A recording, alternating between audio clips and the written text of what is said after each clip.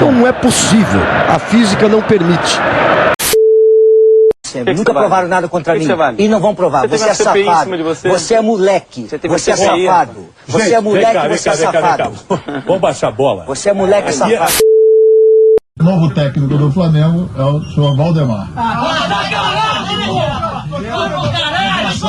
Irmão do... Por que o Valdemar? Vem comigo, torcedor carioca. Chegamos aqui para mais um episódio do podcast A Turma do Deixa Disso. Como vocês podem ver, participação especial, retornando para a alegria do Rodolfo. Temos aí o Matheus e o Natan também vai chegar um pouquinho mais tarde. Mas nós vamos começar, né? Antes de mais nada, deixe o seu like, se inscreva no canal, comente. Estamos sentindo falta de alguns comentários, né, Sérgio? Luan. O pessoal Pepe, acho que foi o Matheus que saiu. Aí o pessoal acho que deu uma parada nas críticas. Tá sem gente para criticar, mas o Matheus voltou agora, então vamos fortalecer as críticas novamente. A importância dos polêmicos. A gente quer chuva de comentário criticando o Matheus, por isso que ele tá de volta nessa eu tô com saudade até da crítica do Luan, dizendo que todo mundo é anti-Botafogo, inclusive os da bancada. Pois é. Hoje vai ter. Ele vai me xingar.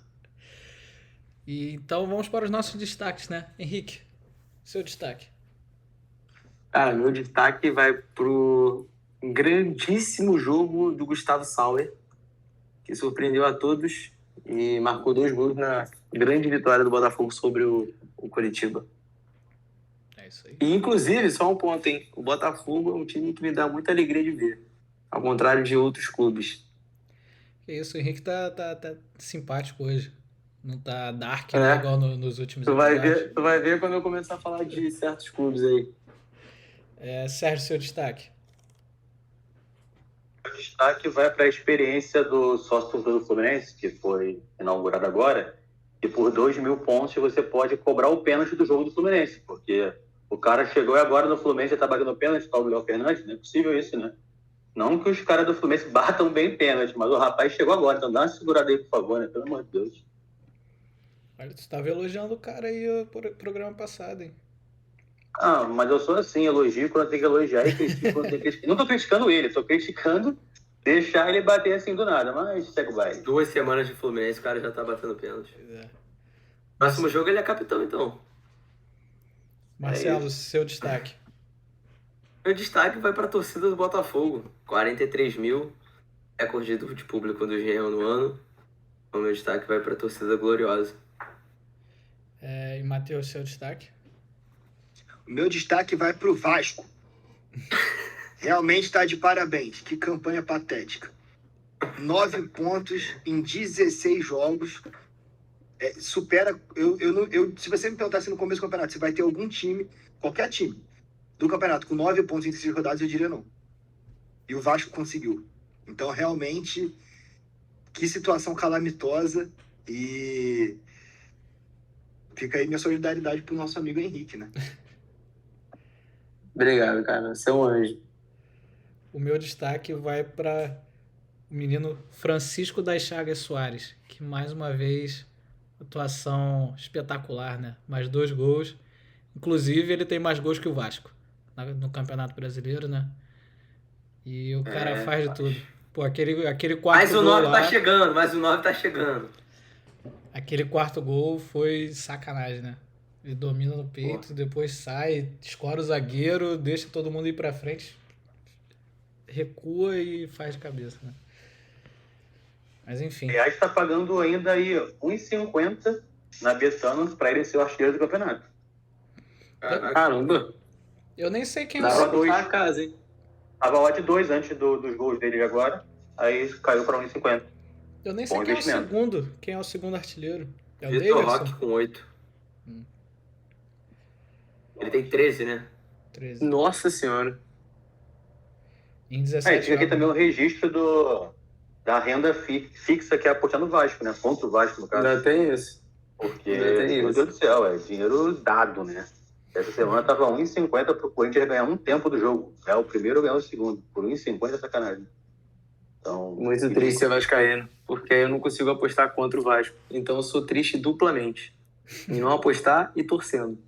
Eu vou agora sempre contra o Vasco e vou sempre a favor do Botafogo. E aí, se o Botafogo tropeça, eu vou ficando feliz também. Se o Botafogo ganha, eu vou ganhando um troquinho. E tá ganhando direto, então. E as odds estão sempre altas, né? Cara, quase sempre são altas as odds do Botafogo. Essa agora tava 1,65 contra o Curitiba. Caralho. Bom, mas começando aqui as nossas pautas, né? No sábado de manhã tivemos Brasil na Copa do Mundo Feminina, né? Jogando contra a França. E, cara, acho que não tem jeito. A França com o Brasil em Copa do Mundo é certo também, né? Tem que a gente faça. O primeiro tempo foi bem ruim ali, né? Mas no segundo o Brasil melhorou, conseguiu empatar e tomou um gol ali na última bola, né? Um escanteio. A zagueira da França nem subiu, né? Sozinha ali. Fez o Deixa a gol. bola mais um brasileira. erro. Mais um erro de brasileira. marcação, né? Óbvio, sim, deixaram ela sozinha. E A Adriana não agora acompanhou. o Brasil precisa dar a vitória contra a Jamaica, né? Na quarta-feira, Quarta-feira. para se classificar. Só a vitória interessa. E aí tá rolando um burburinho da Marta de repente ser titular, né? Mas, Sérgio, você assistiu o jogo, o que você achou e qual é a arma para ir para cima da Jamaica? Cara, se a gente for pensar, esse era o jogo que o Brasil não contava realmente com a vitória, né? Que a França é uma seleção muito forte, apesar de estar vindo de uma fase ruim. Só que o problema foi quando a França tropeçou no primeiro jogo contra a Jamaica. E isso coloca a situação da seleção brasileira agora com a obrigação de vencer a Jamaica. Não que já não fosse uma obrigação, né? Porque a seleção brasileira realmente é bem mais forte que a seleção jamaicana. Mas acaba deixando um pouquinho mais de tensão esse jogo, que vai literalmente estar valendo a vaga. Se o Brasil empatar, tá fora. Então precisa ganhar. E no jogo, apesar de o pessoal estar animado e com a expectativa lá em cima do Brasil ganhar da França, a gente sabia que era um jogo difícil. Que era um jogo que realmente o Brasil não entraria como favorito. A França, além da Liga Francesa ser uma liga forte, a França já está com um time montado há muito mais tempo, já tem uma seleção mais cascuda. E o Brasil acabou tomando 2 gols, até de certa forma parecidos, né? Uma bola cruzada ali na área, só que no primeiro a atacante da França escorou por da área e estava, esqueci o nome da menina, que ela é até artilheira da França, então que tem mais gol pela seleção francesa, estava sozinha no meio da área. Depois o Brasil acabou melhorando um pouco no jogo, conseguiu o empate e de certa forma estava até pressionando para conseguir a virada. Só que aí numa bola totalmente boba, que é a jogada principal do time francês, que deixou a zagueira que tem, deve ter que 2 metros aquela zagueira. A zagueira gigantesca, a Andressa Alves não marcou, a outra menina não marcou também, e ela cabeceou sozinha ali, sem chance nenhuma para a nossa goleira. Tinha um ponto positivo a nossa goleira, achei que ela agarrou muito bem. A Lele, ela é uma posição que a gente sempre criticou muito, né, as goleiras do Brasil, que sempre em fase decisiva acabou entregando um gol e tal. A Lele agarrou muito bem. No primeiro tempo, tirou uma bola que já ia ser o 2-0 da França. Só que agora é o foco total no terceiro jogo. E acabou que ficou até uma situação mais ou menos boa, porque a Colômbia ganhou da Alemanha. A gente estava querendo ficar em primeiro para evitar o cruzamento com a Alemanha nas oitavas. E o que aconteceu, que a gente está imaginando, da Colômbia não tropeçar no próximo jogo, o Brasil passando em segundo pega a Colômbia e não pega a Alemanha. Apesar da Colômbia também estar fazendo uma excelente Copa, a Colômbia nas seleções de base está vindo muito forte também. No Mundial Sub-17 ela ficou em segundo lugar, no Mundial Sub-20 caiu nas quartas de final. Então, uma seleção que não é uma seleção boba também. O Brasil passa tanto que o da Alemanha. O Brasil, caso consiga passar, vai ter um confronto complicado, mas não tão complicado se fosse contra a Alemanha, imagino eu. E acredito que... eu não concordei muito com a série da Zanerato para esse jogo. Eu achei que ela ali, além de levar um pouco a estatura do time, ela tem uma qualidade de passe um pouquinho maior. Então, achei que ela deveria ser titular. Imagino até que ela vai voltar com essa primeira formação que foi do jogo da estreia. Mas esperar torcer o jogo quarta-feira às 6, né? 7. Então, às 7 horas e vamos confiante para classificação e tá uma Copa. Até os outros jogos estão muito maneiro de se ver. Os jogos estão bem legais. A Colômbia e a Alemanha foi um jogaço, né? Pô, que golaço da Caicedo, né? Pô, não, essa garota aí, ela jogou essas duas Copas que eu citei, o Sub-17 e o Sub-20, ela jogou. Foi tudo entre ano passado e esse ano. Então, ela já tá na terceira Copa do Mundo seguida jogando. E na primeira, ela foi até artilheira no Sub-17.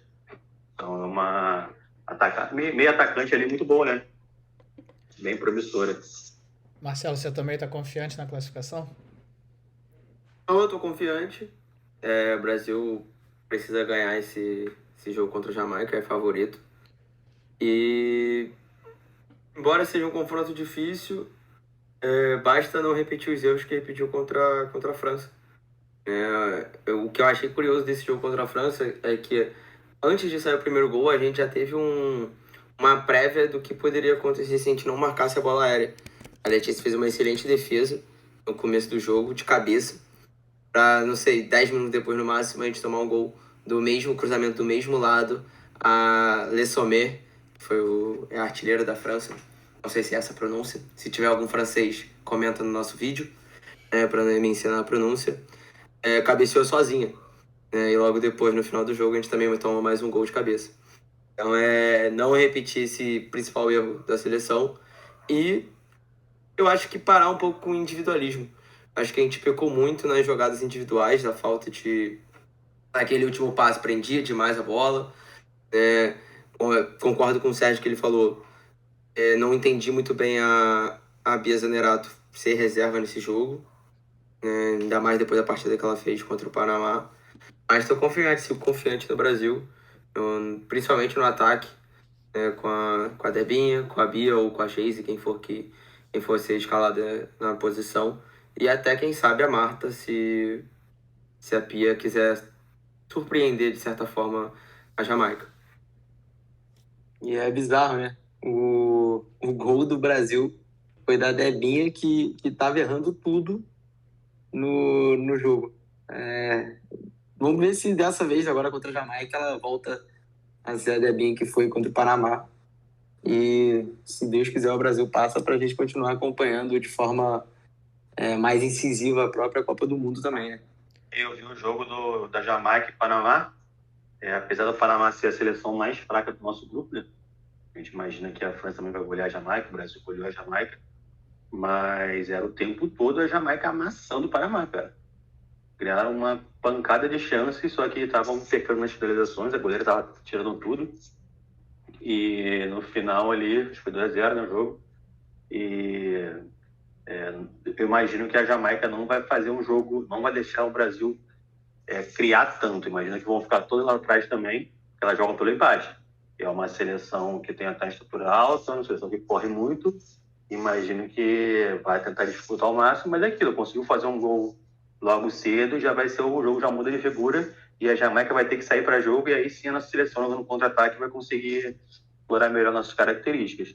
Mas eu acho que as críticas que vieram à seleção foram muito voltadas pela expectativa que foi criada, principalmente pela França estar mal e para o Brasil deixando mesmo.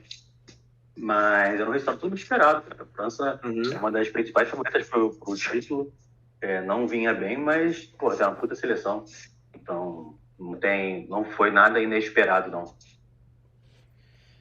E aqui fica aqui meu pedido de desculpas ao nosso companheiro de bancada, Sérgio Júnior. Ele falou que a Debinha faria o gol. Eu já estava irritado com essa frase dele, porque ela estava errando tudo. Só que aí ela fez o gol, eu tive que me calar, colocar a viola no saco e pedir desculpas. Golaço mesmo. Bom, indo então pro Campeonato Brasileiro, né, para a rodada do fim de semana. Primeiro carioca a jogar foi nosso Vasco da Gama, né? Ah, não, foi a verdade. Não, foi o Fluminense. Foi o Fluminense. Foi o Fluminense às 4 e o Vasco às 6. Mas se você quiser começar pelo Vasco, fica à vontade. Eu não sei o que é melhor, Henrique. Você já quer fazer a sua sessão de terapia logo ou deixa para depois? Não, vamos ter um momento de alegria antes. Então vamos falar de Fluminense Santos. 1-0, né? Gol do Cano, né? Ele mesmo. Uma vez ali escorando pro fundo da rede. Mas uma vitória até apertada, né? 1-0 só contra o Santos. Tudo bem que o Fluminense perdeu um pênalti, mas o Fluminense joga também meio de semana pela Libertadores, né? Então, vem fazendo uma boa campanha no Brasileiro, né? Um pouco irregular fora de casa. Uma campanha ruim, né? Eu acho que nos últimos... Não, muito regular fora de casa, que perde todos. Totalmente regular. É bem regular, na verdade. Mas ainda tá ali, né? Tá brigando, tá em quinto colocado, se não me engano, com 28. Mas, Matheus, o que você achou do jogo e a expectativa para o confronto do meio de semana? Eu achei que assim, o jogo foi bom. Assim, o Fluminense teve aquela fase muito ruim, né? E acho que ele foi de Vasco, hein? Ih, rapaz. Completa então, Sérgio. Será que ele volta? Ele tá aparecendo aí. Caiu, mas voltou aí. Caiu e voltou. Não é possível. É que desacostumou aqui com a minha presença a internet. Mas enfim, achei que o jogo foi bom, cara. O Fluminense teve dificuldade porque o Santos veio para defender, né?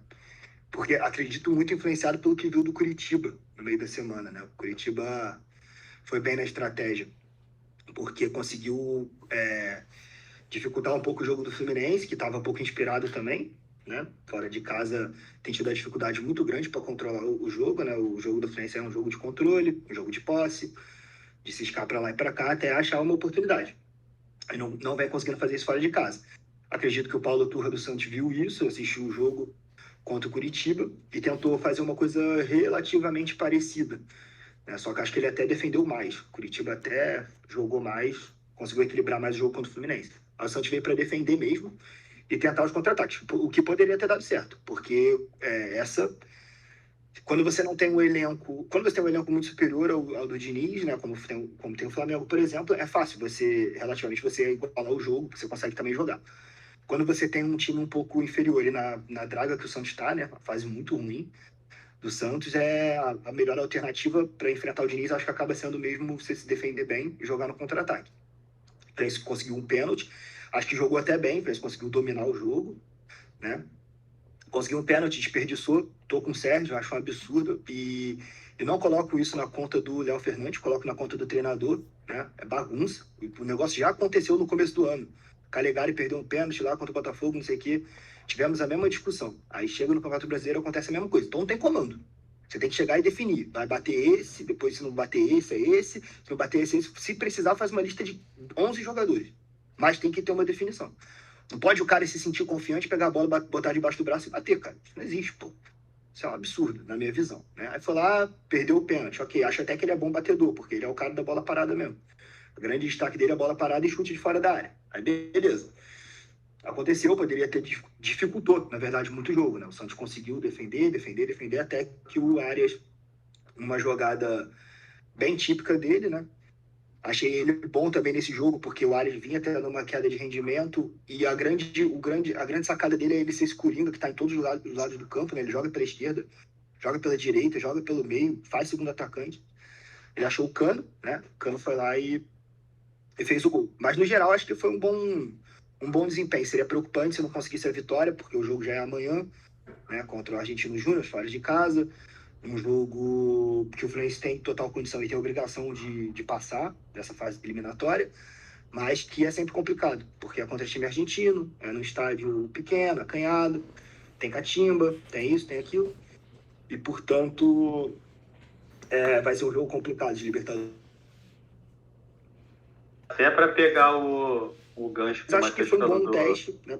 Até porque o se defender, e o Fluminense conseguiu, querendo ou não, criar ali algumas oportunidades que deram a chance do time vencer. Pode falar, Sérgio. Para pegar o gancho que o Matheus falou sobre o Arias, a gente vê muito na mídia, até no jogo do Flamengo, que o Bruno Henrique deu mais uma assistência pro Gabriel, essa dupla aí de assistências pro finalizador, o Arias já empatou com o Bruno Henrique em número de assistências pro Cano. Então, com metade dos jogos praticamente. Então, é um número bizarro de alto e que mostra o quanto o Fluminense esse ano é dependente justamente dessa dupla do Arias fazendo assistência pro gol do Cano, né? E eu acho o jogo foi meio fraco, mas o Fluminense aparentemente tinha o controle do jogo o tempo todo. Foi um pouco não o Fluminense prejudicado pelo juiz, mas por ter tomado um monte de cartão no começo do jogo, prejudica o estilo de jogo, que você não pode ficar se expondo muito, porque se tomar o contra-ataque não vai poder parar o cara, porque o cara vai ser expulso. Então o Fluminense com 10, 12 minutos tinha 4 amarelas já, pelo sistema defensivo todo, mais o André. Então isso acabou comprometendo o estilo de jogo do Fluminense. Mas o que me deixa mais satisfeito em relação ao jogo são as alternativas que o Fluminense vem ganhando de elenco e que claramente estava prejudicando isso naquela fase ruim, que o Fluminense dessa vez teve, por mais que eu sou contra a contratação do Johnny Gonzalez, é um cara que aparentemente é útil, é um cara forte, é um cara rápido, e que apesar de não fazer gol há 200 milhões de anos, é um cara que ele mostrou que tem condição de compor o elenco do Fluminense. O Léo Fernandes perdeu o pênalti, mas é um cara que mostra seu talento, um cara que chuta ele fora da área, bate escanteio, bate falta, infelizmente bateu o pênalti. E o Marlon, zagueiro que deve ganhar a vaga do Felipe Melo. O Diogo Barbosa, que apesar de não ser todo o primor técnico na lateral, é de fato um lateral esquerdo, diferentemente do que todos que estavam ali sendo improvisados. E fez um bom jogo, tá? Fez um jogo super correto. Então o Fluminense vem ganhando alternativas para essa sequência de Brasileirão e de Libertadores. Então acho que o ponto mais positivo desse jogo é isso, que controlou o jogo todo. O Santos, por mais que seja uma draga ali, tem o Marcos Leonardo e o Mendonça que infernizam ali na frente, mas o Fluminense conseguiu... isso até que estava me irritando um pouco, porque parecia que o time também estava sentindo que poderia resolver o jogo a qualquer hora ali, contando um golzinho. Só que fica um jogo perigoso, né? Porque 0-0 em casa, a torcida vai ficando irritada. Mas o Fluminense conseguiu esse gol e tem a segunda melhor campanha em casa, né? Brasileirão, só perde o Botafogo. E o Fluminense tropeçou, se não me engano, nos 2 clássicos, contra o Vasco e contra o Flamengo, empatou os 2, e empatou com o Atlético Mineiro, foi fora do Rio, mas foi no Volta Redonda, nas mãos do Fluminense. Então o resto foi tudo, que é o que sustenta o time lá na ponta de cima da metade de cima do campeonato, da tabela. Em contrapartida, fora de casa, o Fluminense perde praticamente todas. Se eu não me engano, ganhou só do Cruzeiro e acho que empatou com o Goiás. O resto perdeu. Então, se tivesse uma campanha minimamente ok ali, já estaria tranquilamente na segunda colocação. E mesmo o Botafogo estando com uma campanha absurda, estaria com uma distância um pouco menor. Isso me irrita um pouco, porque... Desculpa te cortar, Sérgio, eu sei que você... pode falar. Mas isso me irrita um pouco, porque assim, claramente quando você olha a tabela do campeonato esse ano, o ponto fora da curva é o Botafogo. Tá? Do Botafogo para baixo, relativamente, a pontuação está na média do Campeonato Brasileiro. Só que tem um porém aí, 2 times que... Os mais fortes estão perdendo mais pontos um pouquinho mais de pontos que o normal, que é o Flamengo e o Palmeiras. Tá? Então seria uma boa temporada para um clube como o Fluminense, por exemplo, aproveitar essa situação no Campeonato Brasileiro. E se ele tivesse um desempenho minimamente decente fora de casa, por exemplo, ele poderia estar um pouco mais colado no Botafogo. Ao invés de estar, sei lá, quantos pontos está, 12, né, 10, que seja, poderia estar um pouquinho menos e talvez vislumbrar isso. Porque, na minha visão, é muito difícil ganhar um campeonato como a Libertadores. O Fluminense já está fora da Copa do Brasil. O Flamengo, por exemplo, acredito que essa queda de desempenho no Brasileiro também é porque o Flamengo prioriza a Copa, entendeu? Embora isso não seja falado de maneira explícita, para mim é muito claro. E seria, portanto, uma boa oportunidade, considerando que o Botafogo é um elenco bem similar ao do Fluminense, de talvez tentar alguma coisa mais audaciosa no Brasileiro. Mas no Brasileiro, no campeonato de 38 rodadas que você joga 19 fora, é impossível você fazer isso com um desempenho tão ridículo fora de casa, né? Então isso me causa um pouco de estranheza, porque às vezes eu acho que o Fluminense se perde um pouco nessa questão da Libertadores. Tudo bem, a Libertadores é um título inédito, mas o clube precisa enxergar a realidade também. É um título difícil de conseguir com o elenco que a gente tem. E, portanto, o brasileiro, nesse molde desse ano em que o Palmeiras está mais inconsistente, seria uma boa forma. Eu acredito, não, tenho certeza que não estaria com a situação do Botafogo, porque ela está muito fora da curva, mas poderia estar mais próxima. São 15 pontos, né, de diferença pro Fluminense. Mas estaria bem provável com uma pontuação de time que lidera o campeonato. Numa época normal, tirando o Botafogo novamente, que está lá numa condição fora da curva, estaria com uma pontuação de líder de campeonato. Se tivesse uma pontuação, não é nem boa, não, é ok, fora de casa. Só que fora de casa, o Fluminense acaba sendo um freguês muito fácil, e aí não adianta apontar 1 milhão de motivos aqui, que o Diniz vai dar um monte de desculpa diferente, mas que realmente ocorre essa quebra de desempenho. E não justifica isso porque, for pegar ano passado, o Fluminense tinha uma das melhores campanhas como visitante. E é um time que não alternava o seu jeito de jogar fora e dentro de casa, que é o que o Diniz até prega. Mas esse ano, aparentemente, não. Tá mostrando que não tá nem perto não tá nem perto do ideal, e são atuações realmente ruins. Não é o Fluminense jogando bem fora de casa e perdendo. Tá jogando realmente mal fora de casa e perdendo. Então, mas eu acho que dá um pontinho de confiança aí para Libertadores. E o jogo agora é terça-feira, né? Já é amanhã, contra a Argentina Júnior, transmissão da Paramount, que não vai passar na Globo nem na ESPN. E um jogo difícil, e que acho que um empatezinho ali já deixa o cenário favorável para o Fluminense para decidir aqui no Rio, com casa cheia. Natan, seja bem-vindo. Chegou exatamente na hora, tá no mudo, mas... Boa noite, rapaziada. Boa noite. Chegou na hora de falar do seu assunto. Tudo certo. Do seu assunto favorito. Chegou na hora da alegria. O Vasco. Eu não sei que alegria. A gente vai falar do Vasco agora? Uhum. Exatamente. Então, a gente tem 2 assuntos, acho que hoje, que são muito aguardados. Que até o botafoguense deve estar esperando isso, que é o Henrique falando do Vasco e o Natan falando do caso do Pedro. Acho que são as 2 principais pautas de hoje que a galera deve estar ansiosa para assistir. Pois é. Bom, Henrique, mais uma vez, né, uma derrota, dessa vez pro Corinthians fora de casa. O Vasco trouxe aí alguns jogadores, mas o time continua extremamente frouxo, né, cara, na marcação. Você viu o primeiro gol do Corinthians, o Renato Augusto totalmente livre, vai, flutua, escora, vira o jogo. E, enfim, o Corinthians meteu 3-1. E no terceiro gol também, eu acho que 2 falhas bizonhas, né? Primeiro, o Carabarral tentando dar um lençol no cara ali, sem a mínima habilidade para isso, né? E depois o cara dá um carrinho com a mão pro alto, assim, parecia estar numa montanha-russa. Cara, sobre esse gol especificamente, eu já vou falar sobre o jogo em si. Primeiro, eu não vi o jogo todo, porque quando o Corinthians abriu 2-0, eu simplesmente desisti. Porque é o que o Vasco faz com todo torcedor quando um time adversário abre 2-0. Mas eu vi depois os melhores momentos e, assim, o Carabarral, nas poucas partidas que ele entrou, ele só fez cagada. É impressionante o que o Vasco faz, ainda continua escalando ele. Entra técnico, sai técnico, continua escalando esse lixo. Do Santos, né? Esse Carabarral. Esse, o Juan Cruz, que já saiu, excelente planejamento do nosso Clube de Regatas Vasco da Gama, que tirou do poder o Luiz Melo e colocou pelo menos um vascaíno interinamente. Mas teve o Carabarral errando e depois o Paulinho, que provavelmente deve ter esquecido como se joga no Brasil, e vai dar um carrinho na entrada da grande área e completamente aberto, com o braço totalmente aberto. Então, quando a gente começou a sonhar, né, com um possível empate, que eu sinceramente não iria acreditar muito. Mas sobre o jogo específico, né, muitas mudanças no time.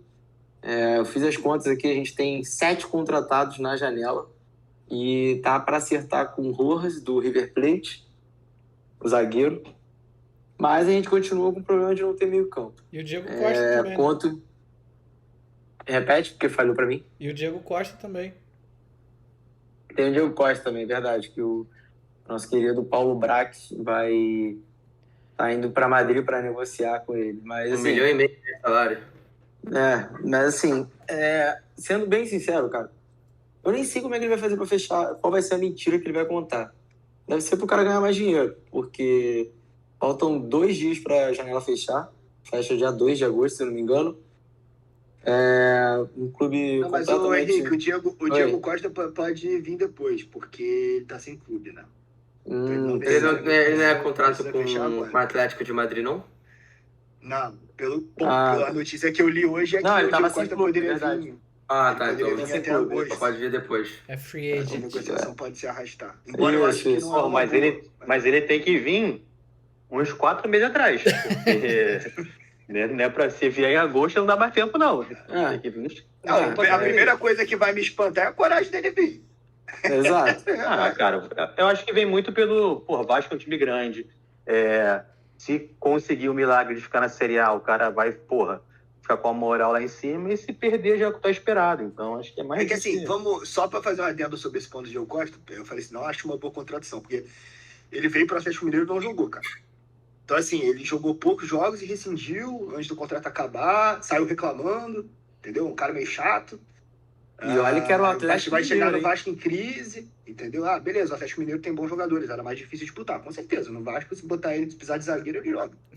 Agora, sim, me parece que o Vasco faz umas apostas que não faz o menor sentido, cara. Não Cara, pra mim é... $1,5 milhão.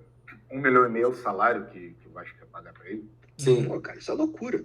Desculpa. Cara, pra mim isso é... Acho que é mais fácil dar mala branca pros outros times, comprar árbitro. $1,5 milhão por mês. $1,5 milhão vai pra Libertadores, filho. Mas cara, pra mim isso só escancara o desespero do clube, né? Que tá aceitando pagar qualquer coisa pra ter um jogador de nome que, sinceramente, eu não vejo que vá salvar o clube. Mas falando especificamente do jogo, né? A gente entrou com diversas mudanças, uma dupla de zaga, a gente entrou no 3-5-2, que a gente adiantou os laterais, porque os nossos laterais não marcam de nada, né? O Pulmita, não vou nem citar, mas a nossa zaga completamente também fraca. A gente tem um zagueiro que é uma eterna promessa, daqui a pouco tá com 40 anos, ele continua sendo promessa, que é o Miranda. O nosso trio de volante, né, formado por Jair, perna curta, Medel, que não acerta nada, e Praxedes, que pelo visto parece que joga de calça jeans, que é uma dificuldade para correr gigantesca. Os três chegaram agora, cara. Porra, mas caralho, mas... Não, o Jair tá no começo. Não. Mas, Matheus, eu preciso que o jogador que entre no Vasco, que ele faça milagre. Se ele não fizer milagre, então não me serve. Então, cara, chama o Batman. Então, exato. Vou chamar o Homem-Aranha Alvinegro pra fazer um milagre. Mas, assim... Vamos ser honestos. Tu acha que alguém que vem pro Vasco hoje tem como objetivo de salvar o Vasco? Assim, cara, eu vou pra lá, vou correr pra caralho, vou salvar esse time. Pô, mas daí qual seria o objetivo do cara ir pro Vasco? Ganhar dinheiro, porque o Vasco tá desesperado e vai pagar bem. Essa é a verdade, igual. O Vasco tá tão desesperado a ponto de oferecer $1,5 milhão pra um cara que fazer a última passagem do Brasil. Pode ser. Mas será que vale a pena? Porque vai ter pressão gigantesca da torcida que aparentemente, pelo menos é o que dá a entender, assim, tá meio que largando de mão. Eu já não vejo nenhum vascaíno confiante, tirando o nosso querido Thiago Coxinha, confiante que a gente vai escapar do rebaixamento. Então, assim, eu não vejo... Sim, a torcida do Vasco não vai largar o Vasco de mão, porque o Vasco só existe ainda porque a torcida do Vasco não larga ele de mão. Vamos falar não, mas eu digo esse ano. Ano que vem, quando a gente tiver novamente... Cara, assim... salvar, cara. Só que, assim, o jogador, ele vem. Se não dinheiro, ele vem. Sim, ele sabe que mesmo vamos supor, mesmo que o Vasco ainda fosse uma associação e não pagasse, ele vai ganhar isso na justiça depois. Ele vai ganhar. Então, pro jogador, de certa forma, vale a pena ele correr esse risco, né? E como o Sérgio falou... Não sei se vale a pena. Cara, mas E existe também a benesse de, eventualmente, o Vasco se salvar. Mas acho que o Vasco, a fase passa muito também por confiança, né, cara? Que é o que tá sobrando no Botafogo, e no Vasco é zero. Tipo, tu vê o cara começa o jogo, ele erra a primeira bola, acabou. Tipo, o cara não joga mais. Sim. O Vasco, tipo, ganhar um jogo, dar uma animada, e aí pode ter uma sequência, entendeu? Mas aquele negócio, tem que ser um jogo de cada vez, né? Cada jogo agora é uma final, é uma guerra. Esse é o problema, né, Cidade? Não tem tempo para ser um jogo de cada vez, entendeu? A gente tem mais 22 jogos para jogar no campeonato, tem que ganhar pelo menos 10, 11 desses 22. Semana que vem vai enfrentar o Grêmio, zero esperança de vitória, mas se tem um ponto positivo desses 2 jogos do Ramon Dias é que pelo menos o time voltou a atacar um pouco. O Orelhano conseguiu jogar bem. Melhor partida dele, né? Sim, melhor partida dele, e a gente voltou a marcar um gol, coisa que a gente não fazia desde contra o Cuiabá. Então é um ponto positivo no meio de 735 negativos. Novamente, eu vou repetir aqui, não é disco arranhado, tá, pessoal? Mas eu não acredito que o Vasco vá se livrar do rebaixamento, a menos que domingo às 18h30 o Vasco jogue para um caralho, eu fique de boca aberta aqui com o time jogando muito, tic-tac voltando, Real Madrid que se cuide. Mas a menos que isso tudo aconteça e um meteoro caia aqui, eu não acredito que a gente vá se livrar do rebaixamento. Espero só que a gente tenha um campeonato um pouco mais digno, fazendo frente aos outros times, porque atualmente a gente não faz frente nem contra o Santa Cruz, que acabou de ficar sem divisão para jogar. Vamos ver. Para deixar claro, digo e repito aqui, o grande erro da temporada do Vasco não foi o elenco, tá? Foi o treinador. Escolheu mal. Barbieri é um treinador fraquíssimo.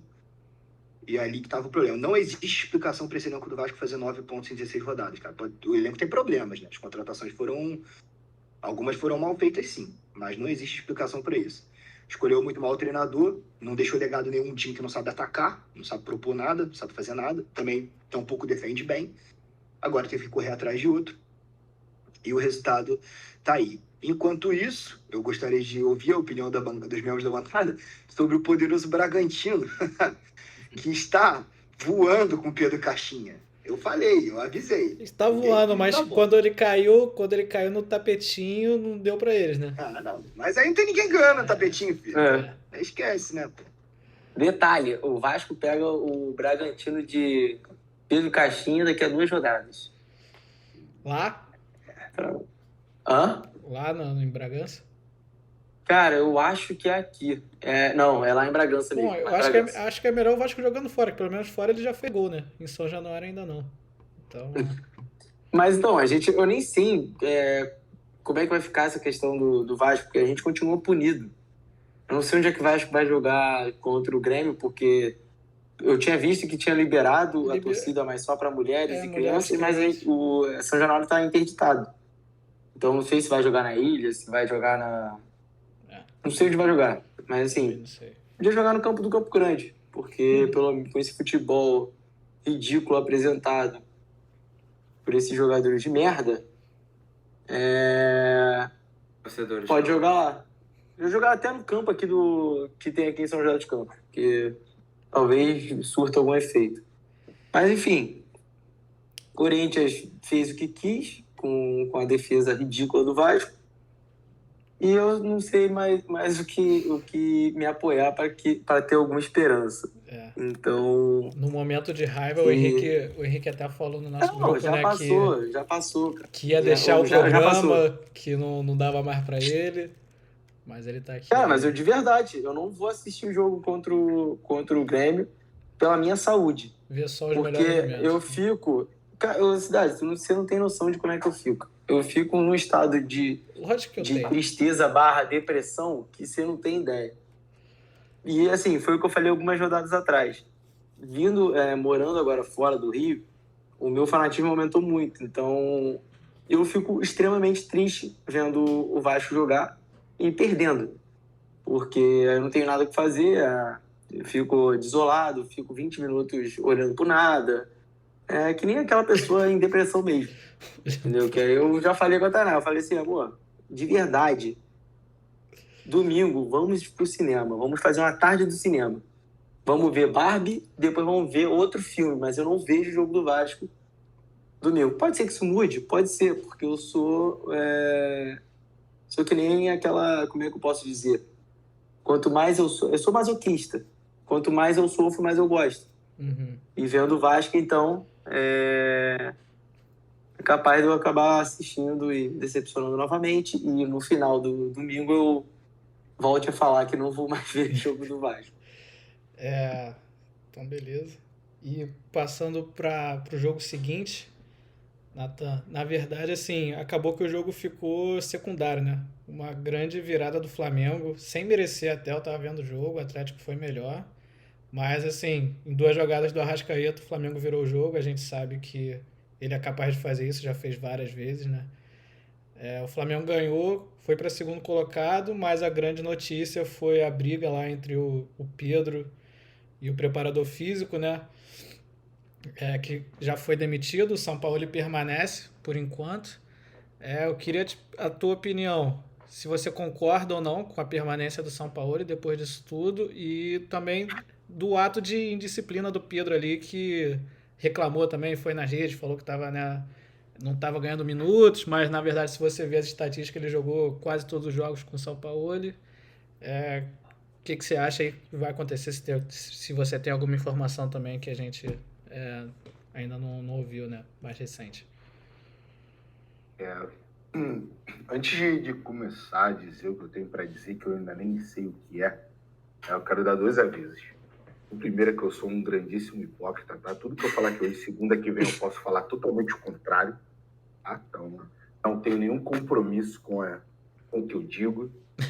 E o segundo é que é tanta coisa e tantas informações, né, desencontradas, que é até difícil você formular a tua própria opinião sobre essa situação e sobre o que aconteceu, né? Emitir uma opinião que seja justa, né? Mas eu tenho algumas opiniões formadas. Um terceiro aviso, eu sou rei de teorias da conspiração, então só que eu vou soltar umas 3. Né? Então, eu tenho as minhas convicções, as minhas opiniões e as minhas teorias, né? A minha primeira grande convicção é muito óbvia para todo mundo. A diretoria do Flamengo é completamente amadora para lidar, né, com tudo. Eu acho que o desenrolar da situação, né,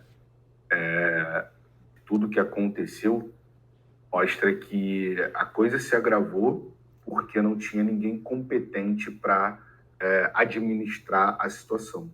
Isso eu digo tanto administrar ali na hora que o que aconteceu era admissível e a demissão deveria ter acontecido no vestiário na hora, quanto até para dar um suporte e acompanhar ali o Pedro, que foi a vítima da agressão que aconteceu. O Flamengo, desde que essa diretoria assumiu, é um clube que não tem, por exemplo, um psicólogo no departamento de futebol. Eu acho que quando você não tem um psicólogo no departamento de futebol, qualquer situação estressante ou traumatizante, né, como essa que um jogador seu passa, essa responsabilidade ela acaba sendo transferida para a comissão técnica ou para a diretoria de futebol. E aí uma das notícias que muito foi difundida hoje é que o Pedro não teve esse suporte de ninguém do Flamengo e até por isso ele não foi treinar hoje. Mas, então, assim, essa é a minha primeira grande constatação.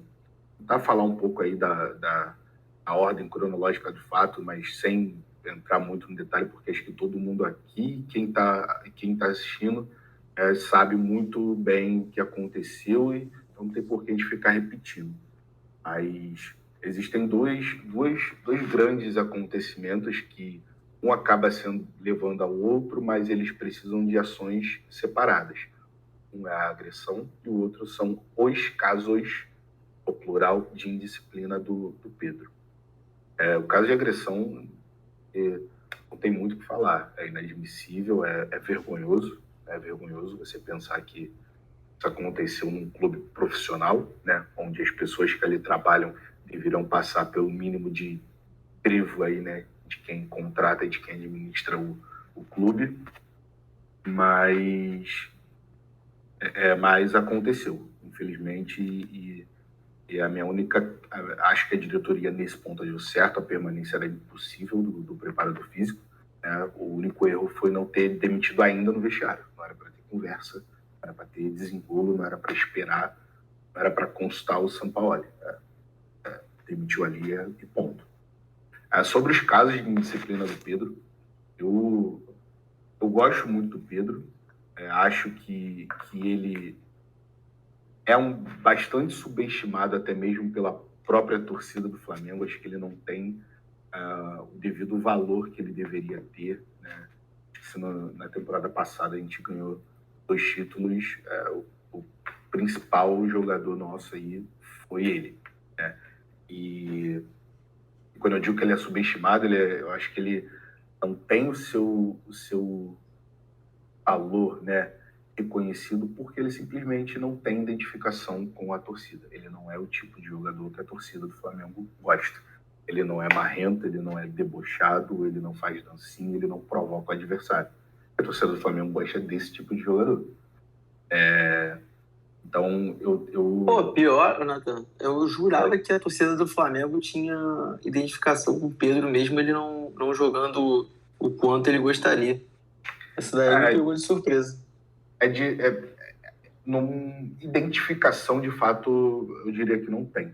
Tem um grande respeito, um grande carinho, uma grande idolatria, porque, de fato, é um grande jogador, né? É um jogador que o torcedor rubro-negro ele não aceitaria perder para nenhum time brasileiro, né? Acho que, independente de como seja a saída, acho que nenhum flamenguista gostaria de ver o Pedro no Palmeiras, no Corinthians da vida. Então, assim, tem o carinho, o respeito, a admiração, mas identificação, tem idolatria, né? Mas identificação não tem. A maior parte da torcida não tem. Acho que isso pesa muito nas críticas. Acho que da mesma forma que boa parte da torcida passa pano para o Gabigol quando ele está errado ou quando ele não está bem, né, por conta da identificação que a torcida tem com ele, ela também acaba sendo injusta com o Pedro nesses casos, né? A tolerância ela é bem diferente. Pedro vem aí de uns 3 meses, no mínimo, muito ruins, e ainda assim os números dele esse ano são absurdos, né? Totalmente acima da média e fora da curva. Então, por isso que eu digo que ele é um pouco subestimado, a importância dele para o Flamengo. Então, durante todo esse caso, eu tentei analisar muito a situação da ótica dele, né? É claro que a gente não pode de forma nenhuma comparar a função, a profissão de jogador de futebol com nenhuma outra, com as que a gente tem nas nossas vidas, mas, de qualquer forma, eu acho que é totalmente beira o absurdo você sofrer uma agressão no seu ambiente de trabalho, seja ele qual for. Eu acho que, quando isso acontece, acho que ninguém tem o direito de dizer como você tem que se sentir ou como você deve reagir. Eu acho que qualquer reação sua, ela é minimamente justificável, né? Ou pelo menos entendível. Então, eu não consigo julgar o Pedro como errado pelo que ele fez após a agressão, pela nota, por não ter ido ao treino hoje. Sobre a falta no treino hoje, eu tenho uma opinião talvez impopular, mas eu acho que não que ele deveria ter faltado sem comunicar ao Flamengo, mas eu acho que deveria partir do próprio Flamengo, alguém ontem à noite ligar para ele e falar assim: cara, e aí, como você tá? Amanhã você vai lá, a gente conversa, não sei o quê, ou você quer o dia, quer ficar mais tranquilo com sua família, porque acho que só do ponto de que todo o time retornou do jogo, né, retornou de BH no sábado à noite, ele somente no domingo, no final da tarde, então até o período de descanso dele foi bem menor do restante do elenco, ainda assim é uma situação totalmente atípica. Então, acho que a diretoria deveria, ou a comissão técnica, né, o São Paulo, no caso, deveria ter ligado para ele ontem à noite para acertar sobre a participação ou não dele no treino de hoje, o que, para mim, poderia tranquilamente ser dispensada. Então, eu acho que... Que aí a gente entra naquilo que você mencionou no início, né? Que a diretoria do Flamengo não sabe lidar com esse tipo de conflito. E aí foi uma sucessão de erros, né? A demora no posicionamento, não entrar em contato com o jogador no domingo para saber, como é que tu tá, fica amanhã em casa, volta na terça, né? Acho que é uma sucessão de erros que só justifica o que você falou lá no início sobre a diretoria do Flamengo. É isso, eu tenho uma sensação de que a diretoria do Flamengo ela evitou esse contato com o Pedro depois do acontecido para se resguardar juridicamente. Acho que teve medo do que poderia dizer, de quem poderia dizer, de alguma forma fazer uma meia-culpa, enfim, nessa troca nesse contato com o Pedro depois do ocorrido, o Flamengo de alguma forma poder se expor juridicamente caso o Pedro viesse a acionar a justiça, né? O que foi comentado aí que ele poderia fazer isso. Então, a minha primeira teoria da conspiração do dia é essa. Sobre a indisciplina no jogo, né, de se recusar, aquecer e tudo mais, isso para mim é imperdoável. E nesse ponto eu acho que o Pedro foi, não sei se é a melhor palavra, mas para não ficar pensando muito, mas eu acho que ele foi um pouco maldoso. Eu acho que o Flamengo estava perdendo, ele achou que não ia entrar, ou ele ia entrar ali nos últimos 10 minutos, como vinha acontecendo nos últimos jogos. Então, ele sabia as consequências da atitude dele. Né? Ele sabia as consequências da atitude dele. Naturalmente, se o Flamengo perde o jogo e ele não entra, ou entra nos últimos 10, 5 minutos, naturalmente, São Paulo seria questionado por não ter colocado o Pedro ou não tê-lo colocado antes. Então, eu vejo a atitude dele como uma forma de reforçar isso. E quando o São Paulo fosse questionado isso e viesse à tona essa indisciplina do Pedro, naturalmente a torcida ficaria do lado dele, não do São Paulo, né, por não ter sido aproveitado antes. Então, eu acho que foi de caso pensado e o tiro dele saiu pela culatra quando o Flamengo virou o jogo. Acho que, ainda que não houvesse a agressão, que de forma nenhuma, longe disso, tentar relativizar, mas se não tivesse havido essa agressão, acho que Pedro ontem ele teria sido bastante cobrado pela torcida, né? pela indisciplina. Então, acho que foi de caso pensado, mas nada nunca vai justificar a agressão, principalmente dentro do ambiente de trabalho. Uma falta de respeito absurda. Os 3 tapas é uma tentativa de intimidação e submissão absurda, injustificável. Nathan, dito isso, você acha que o Pedro ainda tem clima para ficar no Flamengo? Então, a notícia mais recente é que o Marcos Braz foi até a casa dele, né? Algo que, para mim, é uma das coisas que eu acho que poderia ter acontecido ontem. Não necessariamente a casa, mas pelo menos uma ligação. E teve uma reunião com os empresários dele e, aparentemente, não diria que tudo resolvido, mas pelo menos está confirmado que ele vai ao treino amanhã. Aí entra a minha... Antes disso, tinha as notícias que saíam que ele se recusaria a voltar a treinar enquanto São Paulo fosse técnico. Acho que, quanto a isso, eu também entendo o lado do Pedro, dou uma certa razão, apesar dessa estatística aí, né, de que ele tem a mesma minutagem com o São Paulo que tinha com o Dorival, que foi o técnico que, de fato, mais manteve o Pedro como titular. Eu entendi a crítica dele como algo recente, e de fato é. Quando a gente pega aí os últimos 3 jogos do Flamengo, o Pedro ele entra sempre muito no final, com 10 minutos ou menos. Então, aí vem a minha segunda grande teoria da conspiração, que talvez seja até um pouco polêmica. Mas, na minha visão, o São Paulo ele não quer o Pedro, não por talvez não ser um jogador que ele queira, acho que nenhum técnico dispensaria um Pedro assim, né? Mas, na minha teoria, o Flamengo ele teve muita dificuldade na janela em reforçar os setores em que o São Paulo pedia reforços, em trazer os nomes que o São Paulo pediu. Tudo indica de que não vem mais ninguém.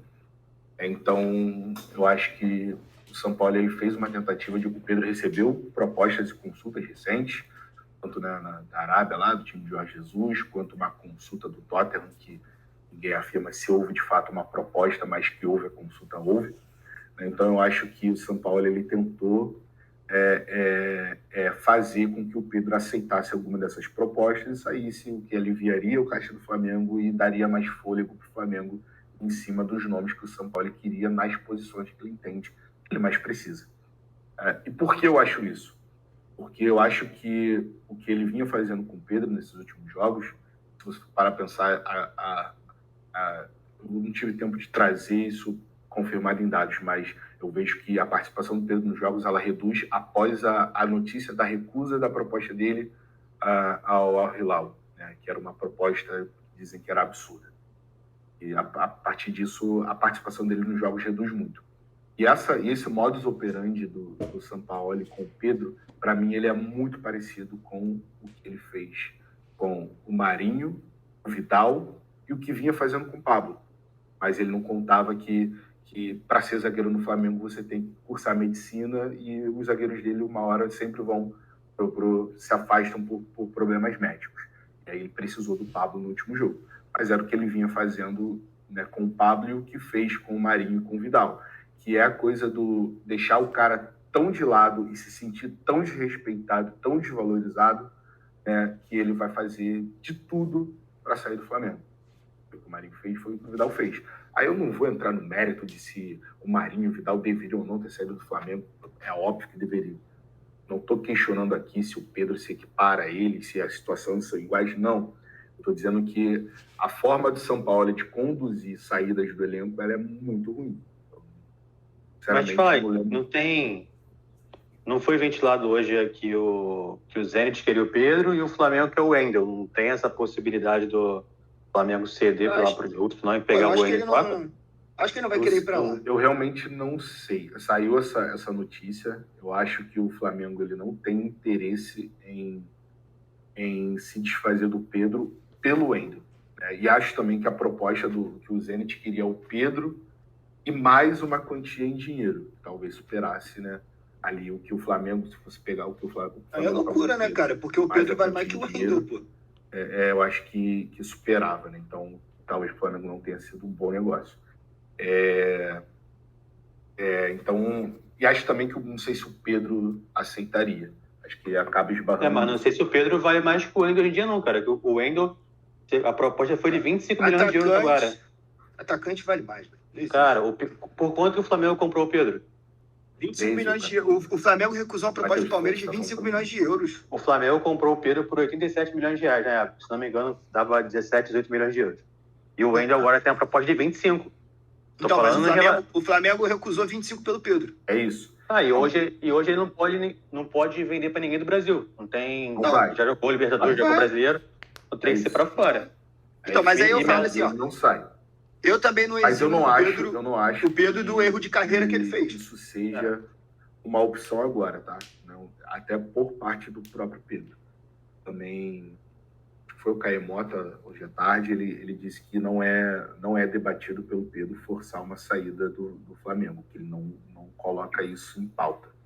Eu acho que ele quer forçar uma saída do Sampaoli, acho que essa é a realidade, ele quer uma troca aí no comando, ele quer um técnico aí que volte a dar mais tempo para ele, e acho que o Sampaoli vai ter a missão de retomar o relacionamento com o Pedro, tanto dentro quanto fora de campo. Aí eu destaco que eu acho que a comissão técnica, né, o Sampaoli e seus auxiliares, até o Pablo aí que fez essa merda, eles conduzem isso de uma forma muito ruim, porque eu penso que se você tem um jogador, ainda mais da qualidade do Pedro, não está performando o seu melhor futebol, é a sua obrigação dar todo o suporte para que o cara volte a performar. Se ele vai ou não lutar, eu não sei. Só que o São Paulo não é técnico, cara. Ele nunca foi, cara. Técnica é fazer isso. Eu acho que o maior problema agora é que vai ser uma pressão absurda em cima do São Paulo, né, cara? Porque, assim, se o Flamengo empata contra o Olímpia e perde no final de semana, a torcida já vai achar, o cara perdeu o vestiário, tem que sair. E vai começar aquele burburinho, né? E justamente na hora que o Flamengo tava bem, né? Tava bem nas 3 competições e tava performando melhor. Então, eu acho que... Rapidinho, só para a minha opinião Lógico que eu tenho uma opinião um pouco influenciada pelo Pedro, pelo que ele... E nem foi por ele forçar a saída no Fluminense, por ele estar hoje no Flamengo, não. Eu acho que o que me pega mais foi quando ele, anos depois, processou o Fluminense por causa da lesão que ele teve, E sendo que o Fluminense fez tudo por ele, então o que me pega é justamente esse ponto, tipo, de... E nem em relação só a ele, em relação a qualquer tipo de jogador, qualquer clube, eu vejo muita ingratidão dos jogadores com quem a gente formou. Então é o que me faz duvidar um pouco do caráter dele e que eu acharia que ele poderia sim forçar uma série do Flamengo hoje em dia, dependendo de como é que for desenrolar essa situação. Mas o que me pegou mais na nota dele, e eu até conversei com você que eu não concordei dele ficar expondo essa parte dos minutos em campo, que eu achei que não fosse o momento daquilo ali, de aumentar a polêmica nesse lado. Eu achei que ele deveria ir muito mais pelo lado da agressão, que de fato foi algo muito grave. Mas o que me pegou e que eu não estou vendo muita gente falando foi a parte que ele falou sobre a violência psicológica que ele está sofrendo nessas últimas semanas. Que ele falou, isso aí, a agressão que eu sofri superou até não lembro se foi violência que ele falou, mas foi tipo os ataques psicológicos que ele estava sofrendo nesse tempo. Que eu acho que mas ele precisa explicar o que é isso, né? Então, mas é justamente isso que ele tem que vir falar o que é isso. É justamente isso que eu ia perguntar ao Natan, se já tem alguma corrente para algum lado sobre isso, ou se realmente foi deixado de lado, porque a agressão física foi realmente algo bizarro dentro de um clube profissional, o elenco mais caro do Brasil. Mas é algo que me bateu até meio mal, assim, de assustado, do que, não que levando a pé da letra se o cara tá realmente certo, 100% certo, não. Mas em relação ao cara que deve estar assistindo merda mesmo, deve estar... E eu acho que isso justifica até a ausência dele no treino, por mil motivos que ele teria. Só que assim, cara, vou fazer aqui um pouco do advogado do diabo, acho. Concordo com muita coisa que o Natan disse. Mas assim, eu também não consigo eximir o fato de que o jogador é responsável pela sua carreira. E eu sempre falei aqui que o Pedro fez uma decisão muito estúpida quando ele foi pro Flamengo. Porque ele não vai conseguir ser titular, cara. Já passaram... O único técnico que colocou ele pra jogar com o Gabigol foi o Dorival, que botou ele pra jogar de titular. Ele era titular do Flamengo. Fora isso, a grande maioria dos técnicos pelo futebol que é jogador, eu até acho que tem como jogar os dois, tá? Eu até acho que tem. Mas assim, a maioria dos técnicos vai escolher um ou outro, na grande maioria dos momentos. E o Pedro é um atacante melhor que o Gabigol, pra mim. São situações diferentes. O Gabigol é mais móvel, o Gabigol tem uma condição maior de sair da área, tem mais velocidade, é um jogador que participa mais do jogo. Beleza.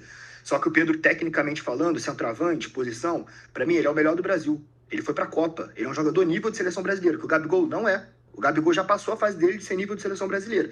Então o cara faz uma gestão de carreira. E ele escolheu isso também. Agora, a gente pode discutir, assim, a agressão física, cara, não tem o que falar, absurdo e tal, manda o cara embora, não sei o quê, presta todo o suporte ao jogador. A agressão psicológica, ele precisa explicar o que é. Né? E, de fato, o que o Nathan falou é muito importante, a questão de ter um psicólogo, de dar suporte, né, para os seus funcionários, é uma coisa essencial nos dias de hoje. Mas, assim, eu também não consigo eximir da responsabilidade do cara de que ele fez uma gestão em que a pouca minutagem que ele tanto reclama, que é questionável também, né? Porque ele teve minutos e tal, mas essa pouca minutagem que ele fala, essa não titularidade, é uma escolha que ele fez.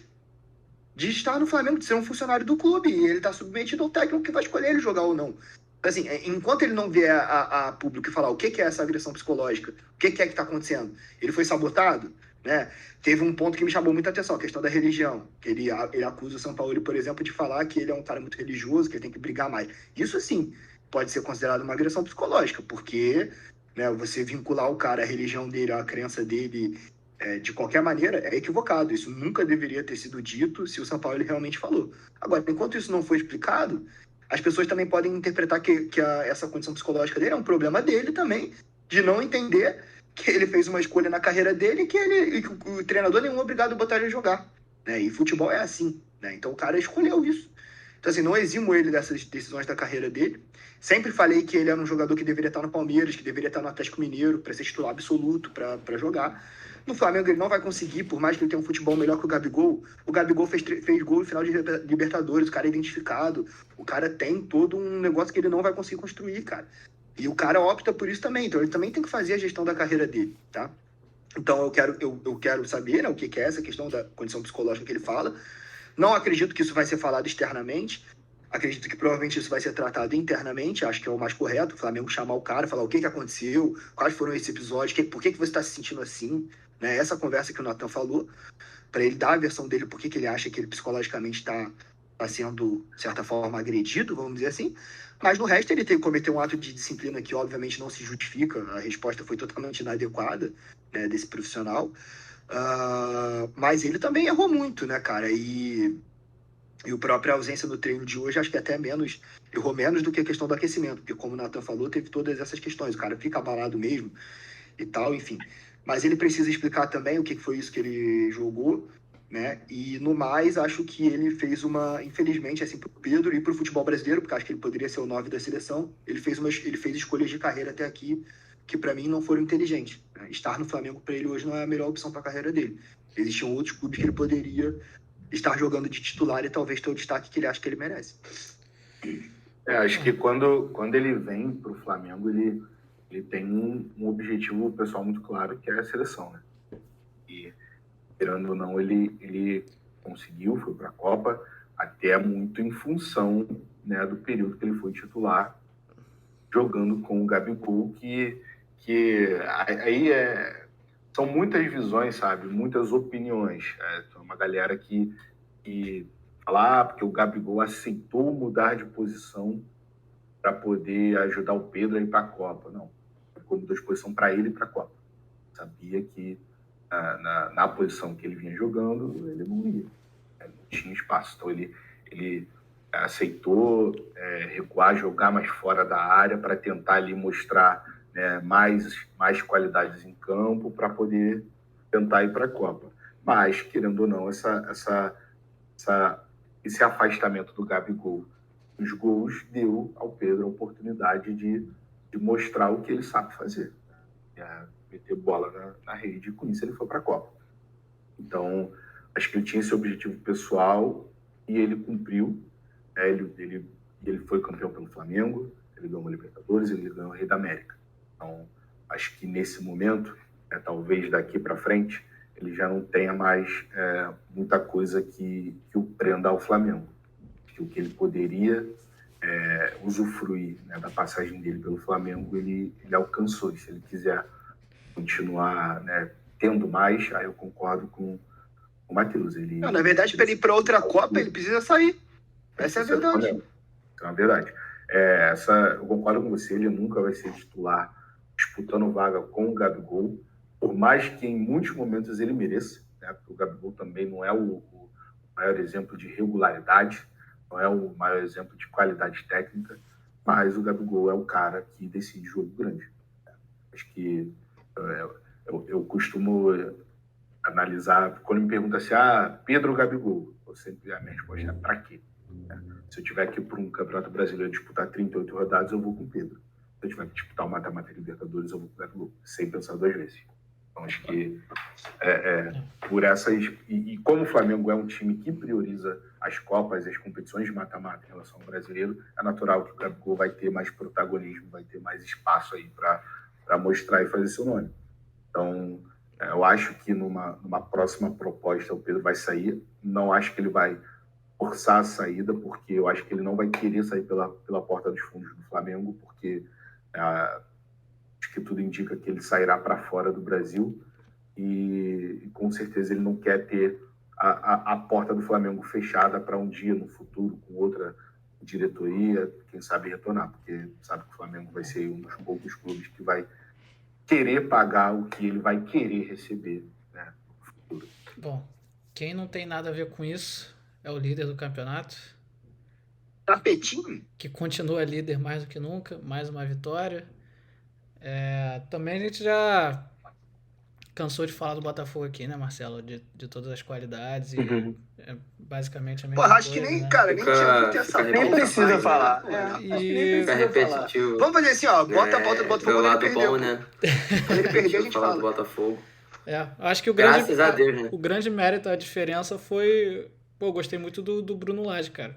A escolha dele foi totalmente acertada. Uma personalidade bem grande, né? Escalar o Sauer, que eu critiquei quando eu vi, né, a escalação. Mas que bom que ele calou a minha boca. Corneteiro, safado. Que coisa boa. E até, assim, depois, no meio do jogo, quando as substituições que ele fez, o Botafogo continuou em cima, sabe? No 40 minutos do segundo tempo, o Botafogo tava... o jogo totalmente dominado, o Coritiba entregue, né? Sim. Ele, assim, não baixou Não baixou a intensidade em nenhum momento. Sim, teve um período ali de um pouco de instabilidade, né? Depois do gol do Coritiba, até fazer o segundo gol, que a torcida já estava ficando um pouco irritada, um pouco apreensiva. Mas depois daquele gol bem anulado, sejamos sinceros aqui, o árbitro fraquíssimo, tá? Mas um gol bem anulado ao meu ver, né? O Botafogo voltou a ter o controle da partida e depois foi só esperar o apito final para comemorar mais 3 pontos no tapetinho e ter esse título simbólico do primeiro turno aí. Então é isso, não tem muito o que falar, né? O Botafogo foi lá, recebeu mais isso, acabou. Passou, de palpites. Agora, só pra fazer um adendo, o que o Marcelo falou, que você é xingado pelo Luan, aquela trupe, né? Aquele bondezinho que vem e tal, não sei o quê. Eu achei o gol mal anulado. Tá? Eu também. Mas a questão do gol, assim, poderia ser marcado, poderia não ser marcada a falta. Isso não me incomodou. Até porque eu acho que não mudaria o resultado do jogo, o Botafogo venceria o jogo de qualquer maneira, apesar de que o Coritiba não fez um jogo ruim, dentro das suas possibilidades. Mas o que me irrita muito, e que eu acho um absurdo, e eu falo sempre, é que é ridículo que um gol desse seja revisto pelo VAR. É simplesmente absurdo. Cara, o futebol virou uma palhaçada. Não existe mais hábito de campo. O cara, ele não precisa ver mais nada. Ele não precisa deliberar o lance na hora que acontece. E aí você vai falar, nossa, mas isso corrige uma injustiça do futebol. Cara, olha só, o VAR veio para corrigir as injustiças muito grandes do futebol. Aquilo ali não é injustiça muito grande, porque eu, por exemplo, não achei falta, né? E você analisar, um árbitro de vídeo, analisar aquele lance com a câmera lenta, nunca vai ser igual o cara que está na frente do lance vendo o lance em tempo real. Então, cara, esse tipo de falta, esse tipo de lance, não pode nunca, é só no Brasil que o VAR intervém nessa porcaria. É só aqui que isso acontece. Quem vê jogo de fora, quem assiste Premier League, quem assiste Liga Espanhola, quem assiste qualquer campeonato minimamente sério, não vai ver um lance desse ser revisto pelo VAR. Aquilo não é um erro claro e manifesto do árbitro. Aquilo é uma opinião, um lance em que 50% vai achar falta e 50% não vai achar. Então aquilo não pode nunca ter esse tipo de intervenção. E logo depois teve um empurrão muito mais forte do Cuesta no cara do Botafogo, do cara do Coritiba dentro da área. Então, que pra mim, eu também não acho que foi pênalti. Mas eu tô falando, a intensidade do empurrão, pra mim, foi maior do que a intensidade do empurrão do cara da falta do jogo. Vou dar um lance. O Flamengo... Do nunca. Porque eu acho que esse é um lance que o VAR só tem que chamar o árbitro se ficar muito claro que o árbitro não viu. Foi fora da jogada. É isso. É isso. O cara tem ângulo pra ver. Ele interpretou na Acabou. hora. Ele viu aquele lance na falta, cara. Então por que o cara, o bendito que tá lá fora do campo, ele se sente no direito de pegar e falar que aquilo é falta? E aí sugerir ao árbitro que ele reapite aquilo. Porque se o cara lá de cima pega e falar isso aqui foi falta, o cara lá de baixo do campo, ele fica com medo, ele fica... enviesa ele e ele vai, tipo... Exatamente. É por isso que você vê esse show de reapitações. Se ele viu na hora e não marcou falta, essa decisão vai de encontro a outras decisões dele na partida.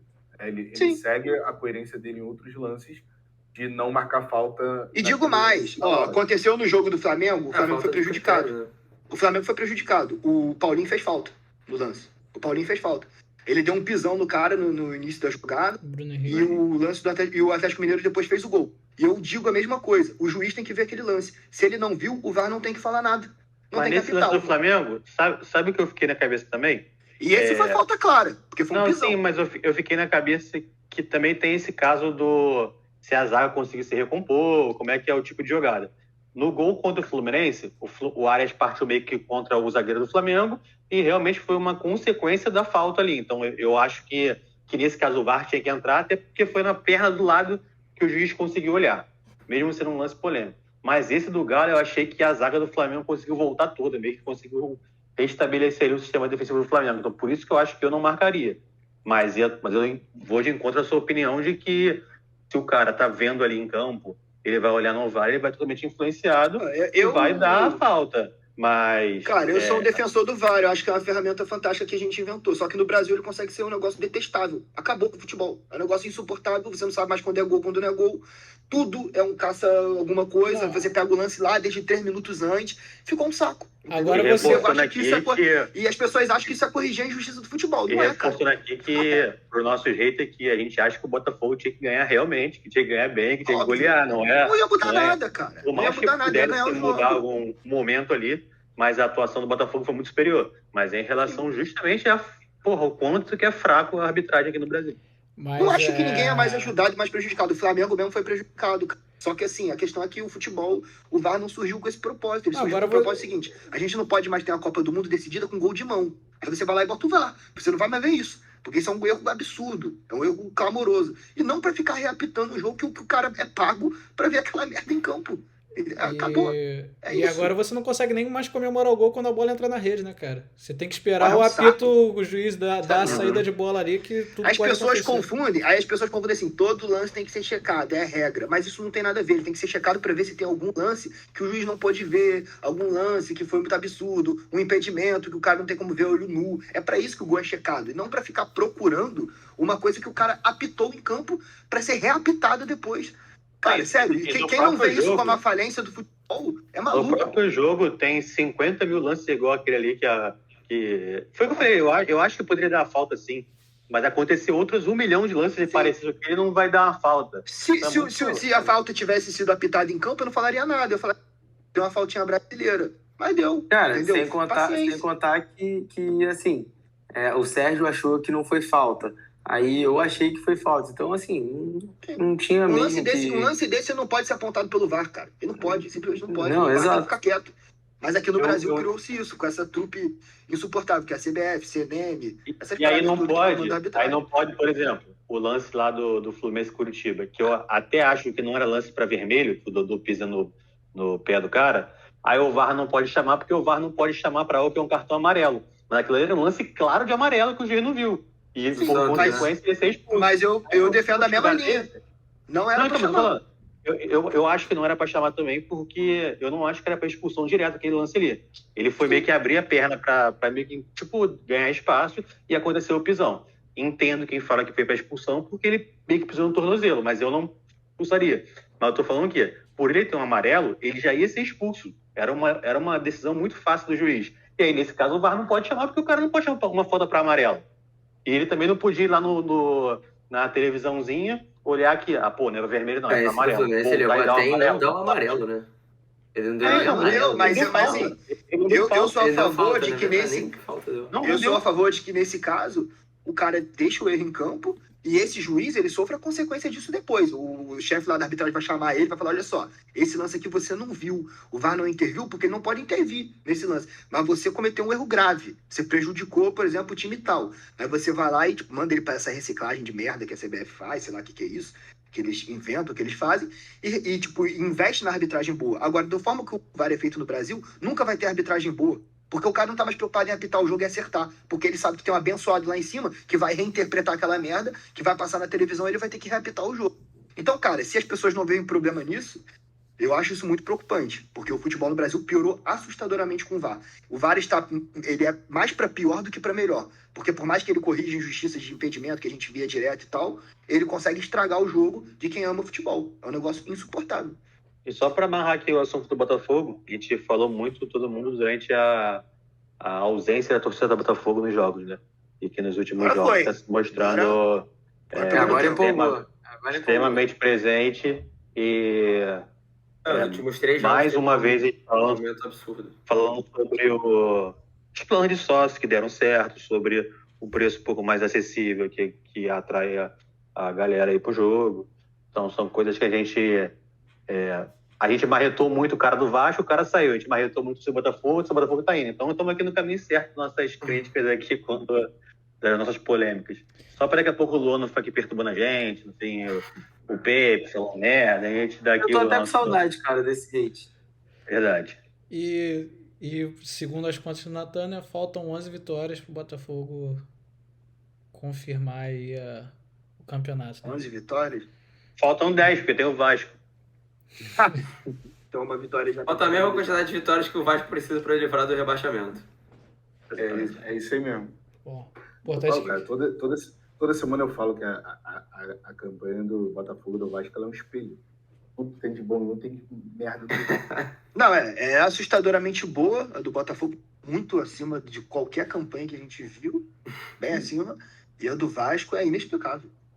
Eu não sei se eu fico triste ou se eu agradeço dos meus amigos gêmeos aqui não estarem morando no mesmo teto nesse ano de 2023, cara. Seria bom. Uma botafoguense. Uma botafoguense que você gosta, cara.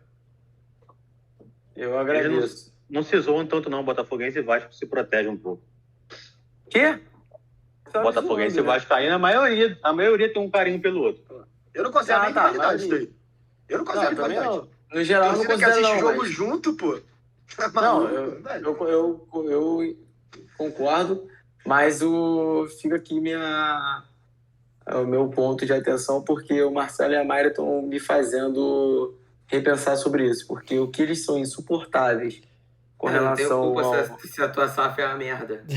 Não, concordo também, mas o que vocês são insuportáveis quando falam do Vasco não tá no gibi. Então vocês estão me fazendo repensar com relação a torcer pro nosso querido Botafogo sair da fila. Marcelo, você quer o Vasco rebaixado? Quero. Henrique, você quer o Botafogo campeão? Quero, cara. Quero, porque é um time simpático. E outra opção é o Flamengo, né? Mas se não for o Botafogo, o Flamengo vai atropelar. Mas eu não tenho nada contra o Botafogo campeão, não.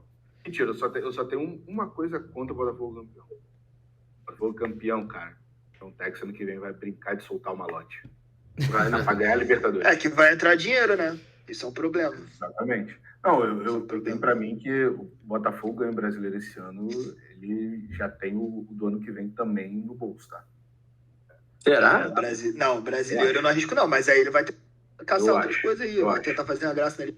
Eu acho que, não, óbvio que vai, mas aí já é muito pouco provável que o Botafogo entre uma Libertadores. É que assim, se a gente for meio apegado de estatística mesmo, que o Botafogo ganha esse ano, ele não vai conseguir fazer essa campanha de novo ano que vem. Não vai, nem precisa, tá? Nem precisa. Nem precisa, mas aí é uma disputa, né? Porque esse ano tá disputa. Mas eu penso que o Botafogo vai entrar no ano que vem muito mais motivado, com um elenco muito melhor reforçado, com um planejamento de campeão, cara. O Botafogo não fez planejamento para disputar título esse ano. Surgiu essa. Nem o Botafoguense falava sobre isso, né? Mas aí também tem o desempenho dos jogadores de agora que estão muito acima do que até eles mesmos jogam. Então, aí manter isso por 2 anos é difícil. Mas exato, mas eu quem entra dá super certo, né, no time, é impressionante. Exato, mas eu digo no sentido de que o Botafogo ele vai se reforçar e a tendência é que tenha um time muito mais equilibrado no ano que vem entre titulares e reservas. Sim, né?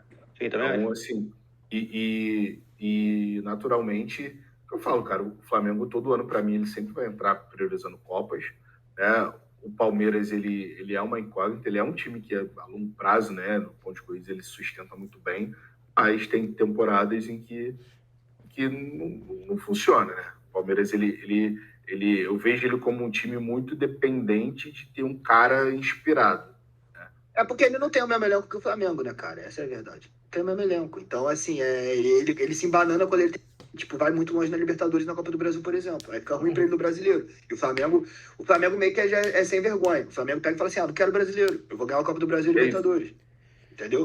Bom, e aí ele vai. Pra vocês, eu digo, continuem secando. E, Marcelo, a gente vai aproveitando enquanto isso. Eu não seco não, cara. Eu não seco não. Não, cara, frente ao provável outro campeão, que seria o Flamengo, não. Pra mim vai fazer um bem enorme pro futebol carioca o Botafogo ser campeão. Agora... Eu não acho, por exemplo, o Fluminense que tivesse disputando. Bem não vai fazer, não. Mas... pensando no futebol como um todo, porque você pode estar criando um monstrinho. Vai tentar, realmente, depois de 28 anos eu falando que o Botafogo não era nada, talvez ele comece. Pode ser. Mas acho que a minha maior... tudo bem o Botafogo ser campeão é porque... Nada pessoal, galera, mas eu gosto muito mais dos meus amigos botafoguenses que dos tricolores e dos vascaínos. E porque, com todo respeito, mas deixando aí meu comentário clubista, acho que a repercussão vai ser que ninguém vai ligar o Botafogo campeão. Eu acho que talvez não ligue muito, porque você tá tão na cara. Vai ser uma matéria de 3 minutos no Globo Esporte. Pô, tá muito assim, um mês de antecedência. Vai ser Não, É vou falar. É isso. Vai ganhar com tanta antecedência que se um brasileiro ganha Libertadores depois, acabou. Eu acho que pode ser muito isso. No Réveillon, ninguém lembra que o Botafogo foi o campeão brasileiro. Bom, eu lembrarei. Não, então. Vamos para os palpites, então, do meio de semana? Henrique, Opa, você quer atualizar o ranking? vamos atualizar o ranking. Na liderança, nada mudou. O nosso querido âncora continua na liderança com 350 pontos, seguido pelo Marcelo com 340 pontos.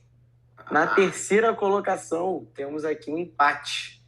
Natan, que se recuperou da última rodada, com 315 pontos, e Sérgio com 315 pontos. Henrique, que briga, como sempre, contra o rebaixamento, fazendo jus ao seu clube, caiu para a última colocação com 305 pontos. Mais uma vez, né? Caiu para Não, mas assim, eu sou a eterna gangorra. Amanhã, então, teremos Fluminense e Argentino Júnior, é isso? Às 19 horas. 19 horas. Em Buenos Aires, correto? Em Buenos Aires. Como que tá as horas aí, Marcelo? Você que é o menino da 2h37 pro Argentino Júnior, 3h20 pro Fluminense. É mesmo, né? Quanto pro Fluminense? 3h20. Caramba. Bom, Henrique, seu palpite. Cara, eu acho que esse jogo vai ser 1-1. Eu acabei de ter uma visão, 2-1 Argentino Júnior. Pode marcar. Eu pensei em colocar isso aí, mas eu... Meu pode botar isso aí também, 2-1 Argentino Júnior. Natan. Também é nesse 2-1, mas não gosta de empate, não vou no diferente. Vai ser 2-0 a gente não. Mas o Fluminense passa, tá? O Fluminense passa. Vai ser 2-0. Se for 2-0, não passa não, filho. Tá doido? Passa, cara. Passa. Confia. Sérgio. Confia, passa. O Fluminense é outro. 1-0 Fluminense. E Argentino vem de salto alto pra cá. 1-0 Fluminense. Argentino vem só pra meter a porrada aqui, geralmente. Matheus. 2-1 Fluminense. Bom. É isso ou empate? Quarta-feira. Matheus foi quanto? 2-1. Ah, tá. Quarta-feira teremos Sul-Americana, Botafogo e Guarani do Paraguai. Às 7, né? Também. Às 8. Isso, também às 19 horas, no estádio Newton Santos. Como Odd de 1,40 pro Botafogo e 9,50 pro Guarani. Pior que o Botafogo não tá bem na Sul-Americana em casa, né? Não tá bem. Se eu não me engano, foram 3 empates em casa, né? Isso é mata-mata? LDU, Patronato e Magalhães. Oitavas de final. Isso é oitavas de final? Eu diria que vai ser 2-0 esse jogo, Botafogo. 2 de Janderson. 3-0. Reserva? Tá de reserva? Ninguém sabe, é né? uma incógnita, isso aí. Acho que deve poupar algumas peças. 3-0, Marcelo? Isso, 3-0. Você vai no jogo? Não. 19 horas me quebra. E eu viajo na quinta, então... Aí você quer me estressar. Sérgio. 2-0 Botafogo. Matheus. Porra, difícil imaginar alguma coisa diferente disso, né? 2-1 Botafogo. Henrique. 2-0 Botafogo também. Natan. 3-0 Botafogo, mas vai ser 4-0. E o último jogo da rodada é Flamengo e Olímpia, na quinta? Isso, 21 horas, Flamengo e Olímpia. 1h25 pro Mengão Malvadão ganhar, na verdade. E 10 pro Olímpia levar esse confronto aí. E é onde o jogo, hein? Primeiro. Aqui. Maracanã. Cara, acho que vai ser uns 3-0 Flamengo. Não sei, cara. Início de crise aí, Pedro Sampaoli. Vai ser 1-0 Malvado. Sérgio. O Olímpia abre o placar e o Flamengo vira para 2-1. Henrique 3-1, Malvadão. e Matheus. Cara, acho que 2-1 Flamengo. Natan. Gol do Pedro. Só o Henrique acertou. Só o Henrique acertou. 3-1 Flamengo. O Flamengo não erra, não adianta. Bom, então é isso, né? Gostei. Ficamos por aqui. Sérgio, tem recado final hoje? Tem não. Então, Se você chegou aqui, dê o seu like e comente, hein? Mesmo se tu não chegar, porra, dá o like, não custa nada. vamos torcer pro Brasil Vou também deixar meu na recado, quarta-feira, né? Seleção feminina. Conselho para quem 7 está horas da assistindo. manhã. Deixar um conselho para quem está assistindo. Se tomar 3 tapas na cara, não vai trabalhar no dia seguinte. É isso. Ficamos aqui então. Até a semana que vem. É. Valeu!